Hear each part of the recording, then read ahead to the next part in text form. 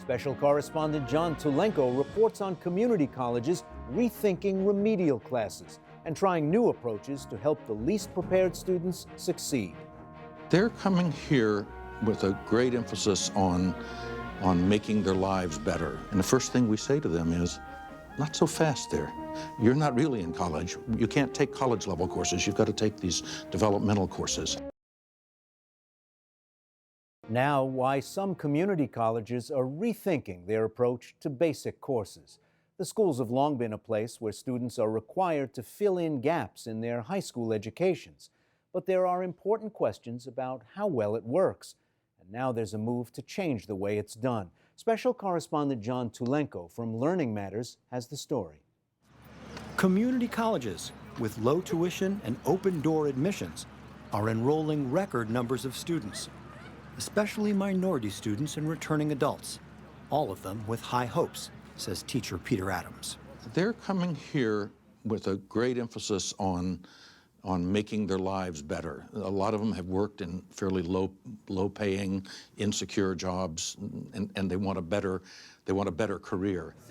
But as community colleges across the country have discovered, the vast majority of students arrives unprepared.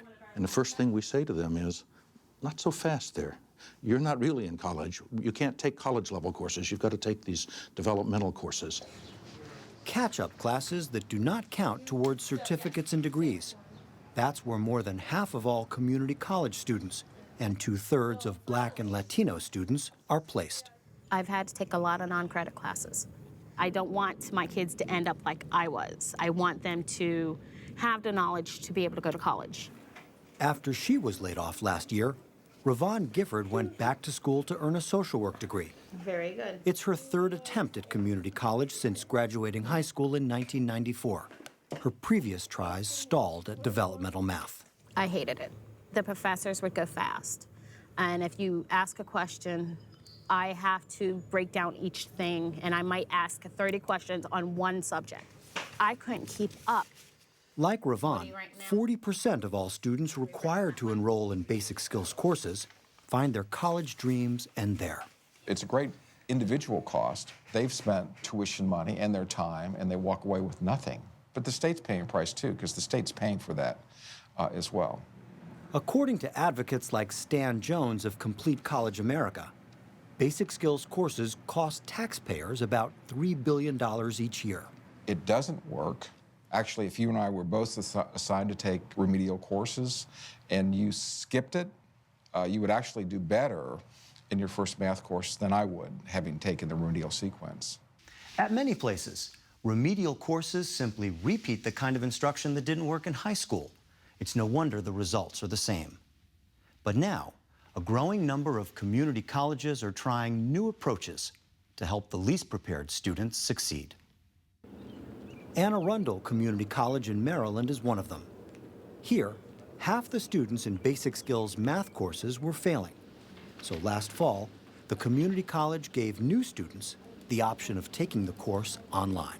They're working where they need to work. Students come in with different holes, say, in their mathematical background. Some people might just need small pieces filled in. Other people may never have studied, say, algebra in their life. Lecture class does not allow that flexibility. Math Department Chair Alicia Morse helped start the new program. The computer provides small video lectures.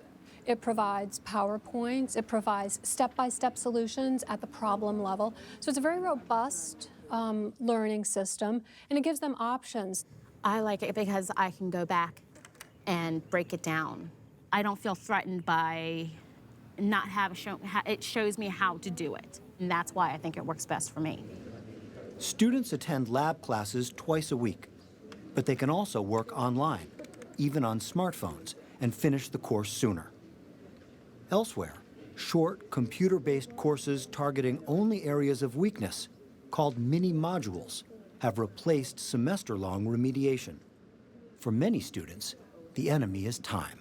It's really about attrition. It takes too long to get to the regular college-level work. How long can a student be in remedial courses? As long as 2 years. Long stints in remediation used to be the norm at the Community College of Baltimore County. and students were unhappy from the start. Peter Adams teaches basic skills writing.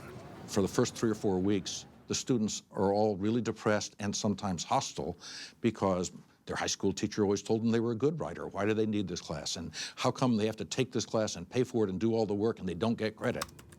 Adams believed that hostility contributed to a nearly 70% dropout rate in remedial writing courses, so he proposed a new approach. Do you have any questions about this class, English? Today, developmental students jump straight into this full-credit English 101 class, right alongside their better-prepared peers. What is it about again? Directly afterwards, they meet with the teacher for an extra hour of instruction. All of a sudden, there's no resentment, there's none of the hostility. The student no longer sees the developmental class as a hurdle keeping them from English 101. They're in English 101, and the developmental class is something they're taking that will help them in the class. So you no longer have to say, this will be really useful next semester. It's useful right now. Okay. I thought it was going to be more difficult, but it's not. Bob Miller teaches the class. I can imagine some people thinking, is it bad for the students who are at grade level? No, I don't believe there's any effect at all. There's no dumbing down. There's no making it easier. The developmental students, they want to do better than the students who were placed directly into the first semester English. What's most important about it? From a 70% failure rate, basic skills writing now has a 70% pass rate. But community colleges have been slow to copy success. Small classes like this are more expensive to run. Done the old way, remediation brings in badly needed tuition revenue that often supports other departments.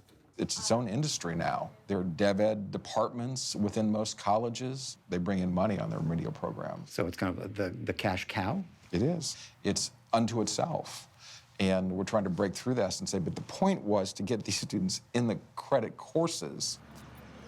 Back at Anne Arundel Community College, more students are completing basic skills math, up from 50% to 60%. Rayvon Gifford, who found work while she was in school, had failed the class twice before trying it again on computers. I passed it, and to be able to go on to the next step, I feel much more intelligent, and my self-esteem gets boosted because I'm not failing. So it's just a great, I love the feeling. It's great for me. This spring, Miss Gifford moved on to geometry and passed that too. Having finished her math requirements, she's well on her way to earning her degree.